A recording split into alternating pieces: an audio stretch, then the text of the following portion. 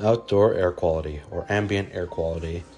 So climate change. So public health's role in climate change is to is to educate the public about it and conduct vulnerability assessments in local areas.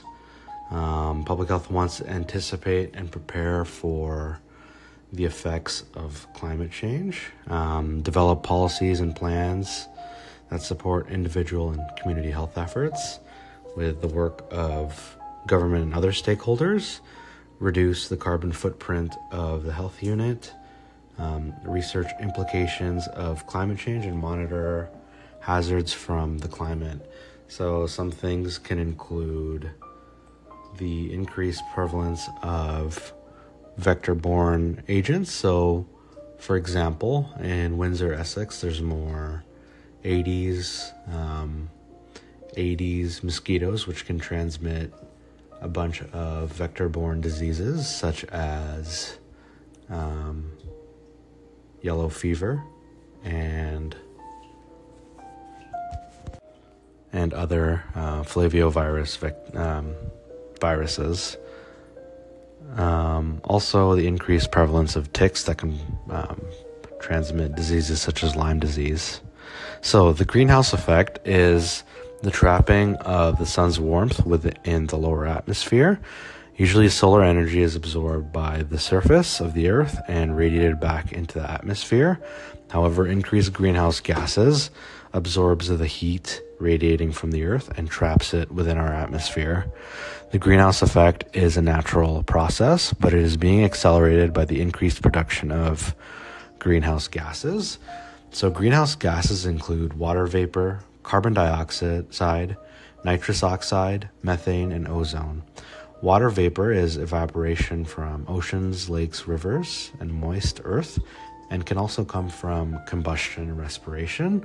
Carbon dioxide, or CO2, comes from most animals and humans that produce it as a waste product from respiration. Human activities can also lead to increased carbon dioxide emissions from energy production, such as burning coal or oil or gas. Nitrous oxide is emitted during agricultural land use and industrial activities. Combustions of fossil fuels and solid waste can produce it too. Wastewater treatment can also produce it. Methane is emitted during the production and transport of calm natural gas and oil, and can also come from livestock, decaying organic waste, and landfills. Ozone is formed between when pollutants react to each other. Specifically, combustion pollutants react to each other in the presence of UV. So it is essentially hydrocarbons and nitrogen gases reacting in the presence of sunlight. It is also a component of smog and described to smell like chlorine bleach, and is a powerful oxidant which can kill living cells, and it's more common in hot, sunny days. So potential public health impacts of climate change. So again, increase of temperature can lead to increase of human diseases and illness, more frequent extreme weather events, changes in the patterns of disease vectors, the change in sea levels and acidification, changes in plant food productions, so agriculture, mental health impacts, and the displacement of populations. Forest fires. Forest fires are more common these days with warm weather. Increased burning forest fires will lead to the increased production of these pollutants. Water vapor. So from forest fires, we can get water vapor, carbon monoxide, carbon dioxide, nitrogen oxides, hydrocarbons, and particulate matters, volatile organic compounds, and polycyclic hydrocarbons, or PAHs. Again, water vapor can be produced through combustion. At high temperatures, water vapor can cause burning inside nasal passages, mouth, throat, and lungs. Carbon monoxide is a colorless, odorless, tasteless gas produced from burning fuels such as wood, and can cause headache, nausea, rapid breathing, weakness, dizziness, and confusion. It can also displace oxygen and lead to inadequate oxygen delivery to the brain. Carbon dioxide is a byproduct of cellular respiration in living organisms. It's colorless, odorless, and tasteless. It can lead to rapid breathing, confusion, rapid cardiac output, elevated blood pressures, and can lead to increased arrhythmias, and can lead to death by suffocation. Nitrogen oxides it comes from fuel burned at high temperatures. It can lead to the irritation of eyes, nose, throat, and lungs, and can lead to coughing, shortness of breath, tiredness, nausea, and fluid buildup in the lungs. Hydrocarbons can be found in crude oil, petroleum, coal, and natural gases, and can penetrate deep into the lungs, leading to pneumonia. Particulate matter can come from construction, unpaved roads, smokestacks, or fires.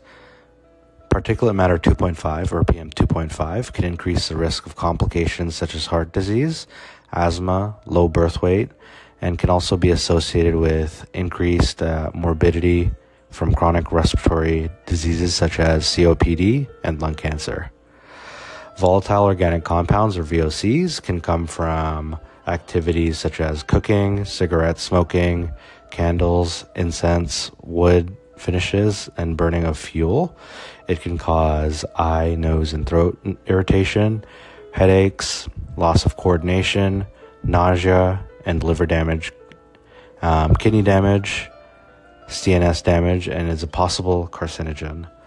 Polycyclic hydrocarbons, or PAHs, are found in coal, crude oil, and gasoline, and can be produced in the air through burning of fuels and or tobaccos. Long-term effects can include cataracts, kidney and liver damage, and jaundice. Complaints about air quality. Some things to ask when we receive complaints about air quality are what symptoms they're experiencing. Have they seen medical attention? Do they have pre-existing conditions such as lung or heart disease? Obtain caller info and address. What does the air smell like? Can they source the smoke? How long has this been occurring? And usually if we get calls like this, it's important to ask about neighbors and ask if they can speak to their neighbors about it. Also, as public health inspectors, we really can't enforce anything regarding private dwellings.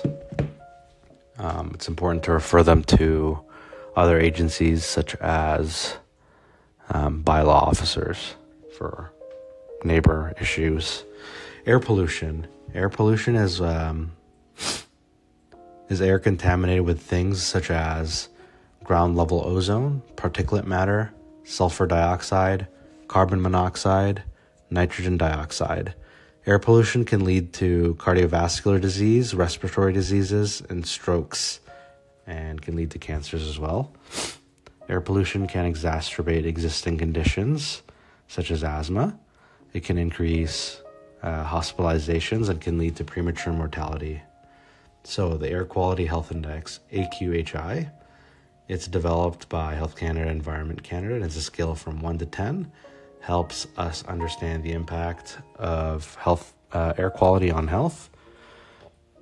The higher the number, the higher risk to health from the air quality. It's based off of the measurements of ground level ozone, nitrogen dioxide, and fine particulate matter in the air. Factors for air pollution exposure include housing quality, location of the housing, transportation methods, occupation and lifestyle, and physical activity levels. Acid rain is caused by the release of sulfur dioxide and nitrogen oxide into the atmosphere, where it reacts with water, oxygen, and other chemicals to become sulfuric acid and nitric acid. Now, these acids can damage the environment, specifically soils, water, and forests. It can negatively affect wildlife, and it can damage buildings as well. Sulfur dioxide is a byproduct of industrial processes and burning of fossil fuels. Nitrogen oxide is produced from the combustion of fuels in cars, furnaces, and boilers. When sulfur dioxide and nitrogen dioxide react with the atmosphere, sulfuric acid and nitric acids are formed, which can damage the environment and deposit itself into the soils. Common sources of air pollution include climate change, smog, acid rain, fires, and unauthorized burnings. Smog. When pollutants such as particulate matter, sulfur dioxide, nitrogen oxide, ammonia, carbon monoxide, and VOCs are released into the air. Things such as nitrogen dioxide and VOCs can react with the sunlight, and ground level ozone is produced, and it also can be spread by weather patterns. Noxious mixture. Smog is basically a noxious mixture of gases and particulates that can appear as haze in the air, could be colored as well, and is made up of ground level ozone, particulate matter as well.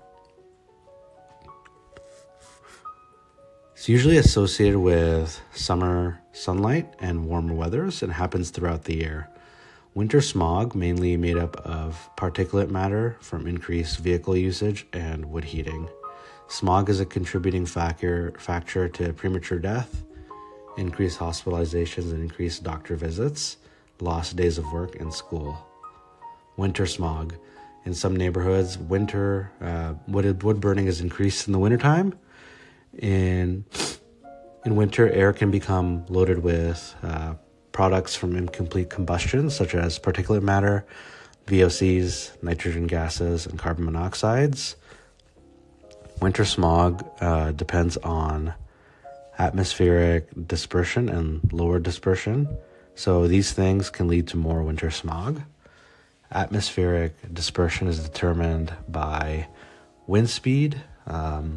Wind pushes and disperses pollutants. No wind means stagnant air, which allows pollutants to build up in the air, aka formation of smog. Another factor of atmospheric dispersion is mixing height. The max height pollutants can reach if dispersed vertically. Normally, warm air rises, pushing the pollutants up into the atmosphere, but temperature inversion leads to the trapping of pollutants at the ground level. So winter smog, more pollutants are produced at ground level during the wintertime due to warming activities. Depending on how high the pollution is distributed to vertically and wind speeds, smog can stay in place. Temperature inversion also affects the vertical dispersion of pollution. Normally, warm air sends pollution up via convection, and the ground air usually gets warmer. Ground air is usually warm and gets colder the higher you go up. However, with temperature inversion, the atmosphere is mostly heated from the Earth's surface, and sunlight warms the ground, then emits the energy back into the atmosphere. That's how convection kind of works in this case. However, on calm and clear nights, the Earth loses heat via radiation quickly, and air at higher altitudes do not cool as quickly, meaning the ground air is colder than higher air. Hot air usually traps cold air. High air tends to trap cold air in a temperature inversion. This can last for a few hours or days, and higher atmospheric pressures can trap this air. In wintertime, we burn more fuels, leading to more smog, especially on cold days and nights. This temperature inversion is basically a warm layer trapped on top of a cold layer in the ground, keeping the pollution and smog to the ground level. Pollutants cannot be dispersed. High pressure and clear skies allow heat to dissipate from the ground, and wood burning speeds this up. So, volatile organic compounds, or VOCs, these are compounds that have high vapor pressure and low water solubility, meaning they can evaporate very easily. Volatile organic compounds are usually man-made chemicals, such as paints, pharmaceuticals, or refrigerants, can be emitted from solids or liquids, and can have short-term and long-term health effects. It can be at higher levels indoors compared to the outdoors.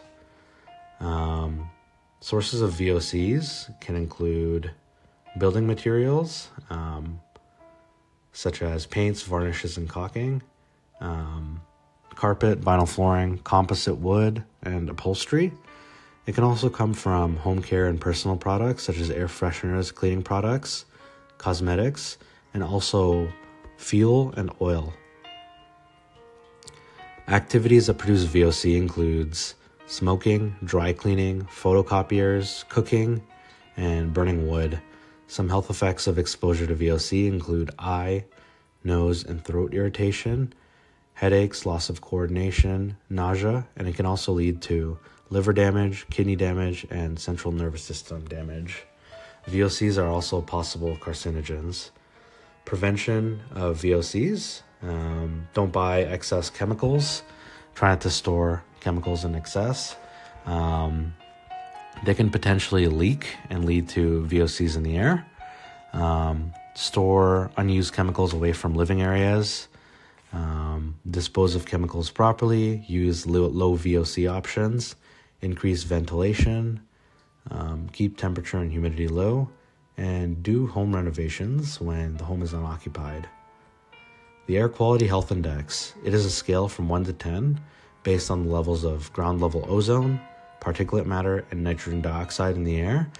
It is used to describe how bad air quality is for your health. High AQHI can lead to death and increased hospital visits. And people at high risk are the poor, elderly, children, and those who work outside.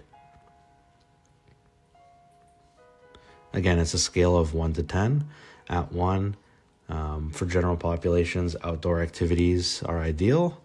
4 to 6 requires modification of outdoor activities. 7 to 10 leads to the consideration of rescheduling strenuous outdoor activities. And above 10, it's recommended to stay indoors. That's everything for outdoor air quality.